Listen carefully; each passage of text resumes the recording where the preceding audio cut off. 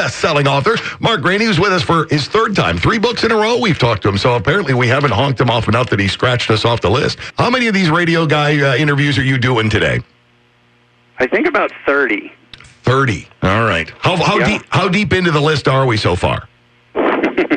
You're number 6, so I'm still fresh. You're going to get the best me. Don't worry. Good to know. I didn't want to get you to the point like, oh, man, come on. I want to get out of here. Enough. The newest book is out today, and I was just talking about the minute I get off the air is when the download begins. You were kind enough to send along an advanced copy of it. Well, to give you an idea of some of the demographics of people who love your book, I'm a diehard fan. My 27-year-old son can't get enough of your books. And my partner Joe's 90-year-old grandmother has read every single Gray Man novel and loves them. That is magnificent. I just got an email from a woman in Arkansas a couple of weeks ago who is 95 and loves my books. And my aunt is 94 and reads them. And I was thinking, I figured the only person that age would be my aunt that would read them. But it's wonderful to hear. Yep, she loves them and actually even put herself on a time budget because she didn't want to read it all at one sitting, wanted to portion it out like a fine dessert. That's fantastic. I love that. Now, in this particular book, you kind of you break out a little bit in that this one, from what I understand, is in first person. Yeah, that's right. I had chickened out of writing in first person in some earlier books, and I did want to try it. I wanted to get into the Gray Man's head, and I wanted him speaking directly to the readers. And this book really lended itself to that because the way the story is structured, he is by himself for periods of time where I just thought if he talked right to the reader, it would be a good way to really get into his head. I think that's a great idea because I'm a huge fan of Lee Child and the Jack Reacher novels, and I know that on, I think maybe 4 of them, something like that, he pops out and goes first person, then goes back to third the next time through, and it's always a really innovative and interesting look to get inside the head of the protagonist that a lot of other books wonder what he's thinking. Yeah, absolutely. And also, I want every book to be different. I don't ever want to turn in the same book twice. And not just the story, the stories have to be different, but also just the storytelling a little bit. You can attack things from different angles, and this is one way to do that. Spending some time with author Mark Greaney. He's got the new book out, Cortland Gentry in 1 Minute Out, another Gray Man novel and fastest growing thriller series in the publishing industry, and with great reason. These books are absolutely fantastic. Do you feel some pressure to top the last book that you put out? I do. I do feel pressure I just want to grow as an author, and my motivation, I never really had this massive motivation to be, mega successful. It was more like I want this book to be better than last year's book. Otherwise, I think it'd be pretty depressing. So I like to work on them. It's where my head likes to reside, in these stories. So it is a challenge that I like, but at the same time, it does get tougher because you've written things and you have to come up with new scenarios and stuff like that. So it is a challenge, but I do like it. One of the things that Joe's grandmother had pointed out, and I think it's a wonderful point, is she loves how you get Court into these jams and yet find a plausible way to get them out. Yeah, hopefully I do. I have definitely written my character into corners that I had to, change the shape of the walls to get him out of it. But it's fun. It's fun to think about these things. I do a lot of location research, and in this book I was over in Croatia doing some research and just walking through these narrow alleyways late one night and looking up at the roof line and where the windows were and where the clotheslines were, and I just came up with this crazy action sequence, which hopefully looks like there's no way out. But Court is a lot more coordinated guy than I am, so he's able to make his way out of situations that I wouldn't have had a chance. One of the themes in the book is human trafficking, and I got thinking about a quote that I'd read from Brad Meltzer not long ago that said, "A thriller writer's job is to beat the headlines."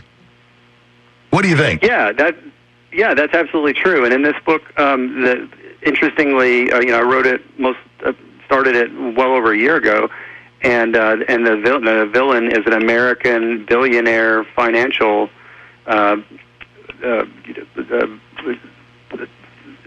banking guy, and I just I knew a little bit about Jeffrey Epstein, but not very much, and not as much was known when I started writing this book. And it is sort of interesting how this character dovetails into a little bit of the Epstein situation that we're all very aware of these days. Yeah. I wonder what court's opinion is, murder or suicide on that one. Yeah, I don't know. It looks pretty fishy, as fishy as it could look. It certainly does. Hey, listen, last time you were on, we talked about Sony buying the rights to your series. Where's that project stand right now? They have a script. They just hired some more screenwriters to make some changes to it, and there's directors circling it. There's an actor circling it, and I've been waiting a long time for a green light. So, until it happens, it hasn't happened. But, what I tell people is the check cleared. So, I should look at the glass. The glass is half full. So. And it's got to be one of those things, too, that you're waiting. But what happens if all of a sudden, okay, this is the guy we picked. This is the guy who's going to helm the thing, and we're going to do this. And you look at it and go, oh, that's not my stuff. Well, that certainly could happen. I really like the script that is the one they're actually going to do some doctoring to it, but the script that's out there, I was really, really happy with. So hopefully they'll stick to that. If they stick to that, then I think they'll be fine. I think it will be a huge hit, however it comes out. Man, that is one of those things. I'm there for day one, regardless if it's a series, if it's a movie, whatever. And I think there's millions of other Court Gentry fans who feel the same way. When you write, what are the rules around the house when you write? You got a special spot, everybody's got to be quiet, dogs no barking, that sort of thing, different time frame cut out, or is it basically life goes on at normal and you do your thing? Well, I tell my dogs not to bark. They're not listening to me. I am a single guy with 2 dogs, about to be a married guy with 2 dogs and 2 more dogs, so 4 dogs and 3 stepkids. So things are going to change in my world. I have a funny feeling. But as it is now, I can just sit in a big, quiet house unless the UPS man comes and the dogs freak out. And but I do work at home. I wrote my first several books at Starbucks every morning, but it's gotten to the point where people just sit down and start talking to me when I'm there trying to work. So I have to kind of stay home and do it. I understand. Yeah, I can understand that. Right off the keyboard, write longhand. How do you do it? Stand up, sit down. I sit down. I do keyboard. I put my headphones on and play just rain, just sort of white noise, and that tunes me out of everything else that's going on. And that has worked pretty well for me. It's tougher to focus the more other things you have going on in your life, obviously. And now with the business of writing taking a bigger chunk of my life, it's something that you really have to make yourself focus on your work in progress. I can see that. Hey, and before we let you go, we only have a few seconds left. I've got to ask about the Catahoula leopard dogs that you have. These are magnificent animals, aren't they? Oh, thank you very much. Yes, I have 2 dogs, Ziggy and Lobo, and they're called cat. These are both rescue dogs, so they probably have a lot. They're Heinz 57. They have a lot of things in them, but at their core, they're Catahoulas, which is a Louisiana hunting dog. And absolutely beautiful. If you guys have never heard of them, never seen one before, do a Google search on that one. They are fantastic looking dogs. Mark, thanks for carving time out of your day for us. I know that this novel is going to be highly successful, as are all the other ones, because you just write fantastic stuff. I cannot wait to start reading it, which is going to happen a little bit later on today. And hopefully next year we can get together and talk about the next Court Gentry book. I'd love that. Thanks for having me again, Riley. Oh, my pleasure, Mark. Thank you very much. There's Mark Greaney. He's author of the Gray Man novels, the new one out today called 1 Minute